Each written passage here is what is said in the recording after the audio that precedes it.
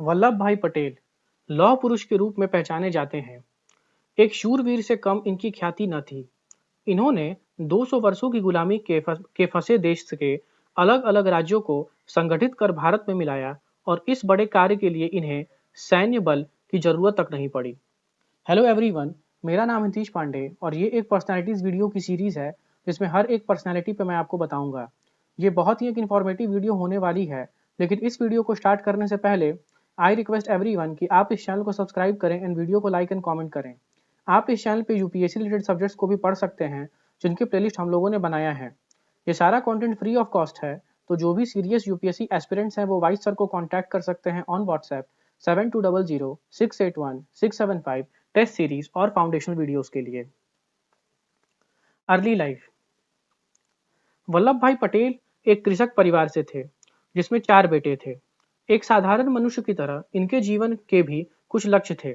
यह पढ़ना चाहते थे, कुछ कमाना चाहते थे और उस कमाई का कुछ हिस्सा जमा करके इंग्लैंड जाकर अपनी पढ़ाई पूरी करना चाहते थे। इन सब में इन्हें कई परेशानियों का सामना करना पड़ा। पैसे की कमी, घर की जिम्मेदारी, इन सभी के बीच वे धीरे धीरे अपने लक्ष्य की तरफ बढ़ते रहे। शुरुआती दिनों में इन्हें घर के लोग नाकारा समझते थे। उन्हें लगता था कि ये कुछ नहीं कर सकता। इन्होंने 22 वर्ष की उम्र में मैट्रिक की पढ़ाई पूरी की और कई सालों तक घर वालों से दूर रहकर अपनी वकालत की पढ़ाई पूरी की, जिसके लिए उन्हें उधार किताबें लेनी पड़ती थी। इस दौरान इन्होंने नौकरी भी की और परिवार का पालन भी किया। एक साधारण मनुष्य की तरह यह जिंदगी से लड़ते लड़ते आगे बढ़ते रहे, इस बात से बेखबर कि ये देश के लौह पुरुष कहलाने वाले हैं। As a freedom fighter. Kheda movement. 1917 में गांधी जी ने वल्लभ भाई पटेल से कहा कि वे खेड़ा के किसानों को एकत्र करें और इन्हें अंग्रेजों के खिलाफ आवाज उठाने के लिए प्रेरित करें। उन दिनों बस कृषि ही भारत का सबसे बड़ा आय का स्रोत थी, लेकिन कृषि हमेशा ही प्रकृति पर निर्भर करती है। वैसे ही कुछ उन दिनों का आलम था। 1917 में जब अधिक वर्षा के कारण किसानों की फसल नष्ट हो गई थी, लेकिन फिर भी अंग्रेजी हुकूमत को विविध कर देना बाकी था। इस विपदा को देख वल्लभ भाई ने गांधी जी के साथ मिलकर किसानों को कर न देने के लिए बाध्य किया और अंततः अंग्रेजी हुकूमत को हामी भरनी पड़ी, और यह थी सबसे बड़ी पहली जीत जिसे खेड़ा आंदोलन के नाम से याद किया जाता है। उसके बाद बरदोली सत्याग्रह। नेता वल्लभ भाई ने बरदोली में सत्याग्रह का नेतृत्व किया। यह सत्याग्रह 1928 में साइमन कमीशन के खिलाफ किया गया था। इसमें सरकार द्वारा बढ़ाए गए कर का विरोध किया गया और किसान भाइयों को एक देख ब्रिटिश वायसरॉय को झुकाना पड़ा।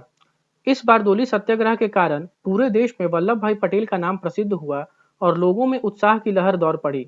इस आंदोलन की सफलता के कारण वल्लभ भाई पटेल को बारदोली के लोग सरदार कहने लगे, जिसके बाद इन्हें सरदार पटेल के नाम से ख्याति मिलने लगी।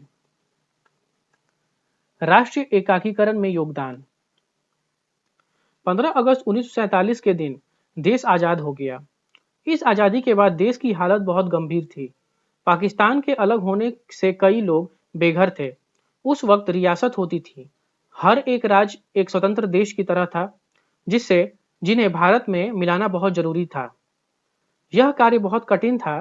कई वर्षों की गुलामी के बाद कोई भी राजा अब किसी भी तरह की अधीनता के लिए तैयार नहीं था, लेकिन वल्लभ भाई पर सभी को यकीन था।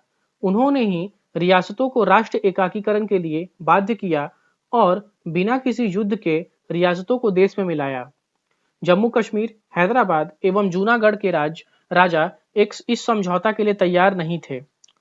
इनके खिलाफ सैन्य बल का उपयोग करना पड़ा और आखिरकार ये रियासतें भी भारत में आकर मिल गईं। इस प्रकार वल्लभ भाई पटेल की कोशिश के कारण बिना रक्त बहे 560 रियासतें भारत में आ मिली। रियासतों को भारत में मिलने का यह कार्य 1947 आजादी के महज कुछ महीनों में ही पूरा किया गया। गांधी जी ने कहा कि यह कार्य केवल सरदार पटेल ही कर सकते थे। भारत के इतिहास से लेकर आज तक इन जैसा व्यक्ति पूरे विश्व में नहीं था जिसने बिना हिंसा के देश एकाकीकरण ऐसा उदाहरण प्रस्तुत किया हो। उन दिनों उनकी इस सफलता के चर्चे पूरे विश्व के समाचार पत्रों में थे। इनकी तुलना बड़े बड़े महान लोगों से की जाने लगी थी। डेथ। 1948 में हुई गांधी जी की मृत्यु के बाद पटेल को इस बात का गहरा आघात पहुंचा और उन्हें कुछ महीनों बाद हार्ट अटैक हुआ, जिससे वे उभर नहीं पाए और 15 दिसंबर 1950 को इस दुनिया से चले गए। तो ये थी सरदार वल्लभ भाई पटेल की जीवनी। आशा करते हैं कि आपको ये वीडियो इन्फॉर्मेटिव लगी होगी। तो इसलिए इस वीडियो को लाइक कीजिए, कमेंट कीजिए, चैनल को सब्सक्राइब कीजिए। जय हिंद, जय भारत।